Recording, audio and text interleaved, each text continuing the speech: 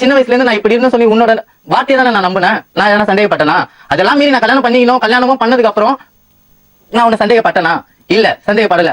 இது பாடா செல்லம், உன்னை நம்பி தானே நான் வீட்டு விட்டு வெளியே போறேன்.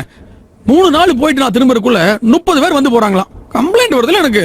நீ அப்படி ஏமாத்த விளாண்டா ஏன் பண்ண? இதுவரை நான் இந்த 30 வருஷத்துல என் வீட்டாண்ட என்னை இதுவரையும் சுரேஷ் துர்துர்னு இருப்பான், ரேஸ் டிரைவிங் பண்ணுவான், இதுதான் சொல்லியிருக்காங்க.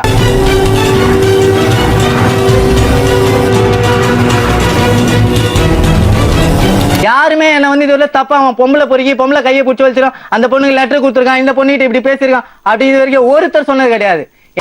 ஏன்னா இதெல்லாம் பண்றதே அவன் 5 வருஷமா இருக்கிறவங்க இந்த வீட்டுல நான் இருக்கலாம்னு கூட தெரியாது, அந்த மாதிரி இருந்தவன். ஆனா இன்னைக்கு சுரேஷ் ஒரு ஆன்டியை வச்சுன்னு இருக்கான், இன்னைக்கு ஒரு பொண்ணை வச்சுன்னு இருக்கிறான், ஒரு பொண்ணோட போறான், இப்படி போறான்னு கேவலமா பேசுறாங்களே.